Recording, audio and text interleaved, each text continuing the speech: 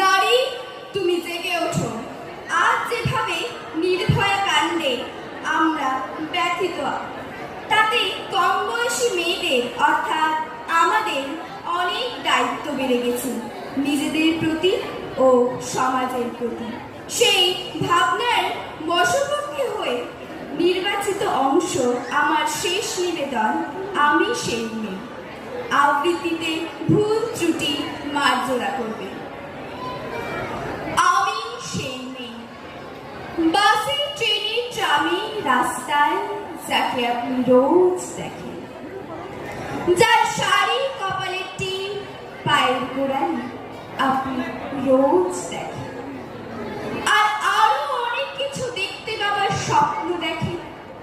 স্বপ্নে যাকে ইচ্ছে মতন দেখেন, আমি সেই বিহারের প্রত্যন্ত গ্রামে দিনের আলোয় যার ছায়া মারানো আপনার ধর্মের নিষিদ্ধ, আর রাতের গভীরে তাকে বস্তি থেকে তুলে আনতে পাইক বরকন গাছ পাঠান আপনি, আর সুসজ্জিত বিছানায় যার জন্য অপেক্ষায় অধীর হয় আপনার রাজকীয় লাভপট্য, আমি সেই মেয়ে। আমি সেই মেয়ে যাকে নিয়ে আপনি মগ্ন হতে চান গঙ্গার ধারে, কিংবা ভিক্টোরিয়ার সবুজে, কিংবা সিনেমা হলের নীল অন্ধকারে, যার চোখে আপনি এঁকে দিতে চান ছোট স্বপ্নের কাজল আর ফুরিয়ে যাওয়া সিগারেটের প্যাকেটের মতো, যাকে পথের দুপাশে ছুঁড়ে ফেলে দিয়ে আপনার ফুল সাজানো গাড়ি শুভ বিবাহ সুসম্পন্ন করতে ছুটে যায় শহরের পথে। কোণে দেখা আলোর গভীরতে একা দাঁড়িয়ে থাকা আমি সেই মেয়ে।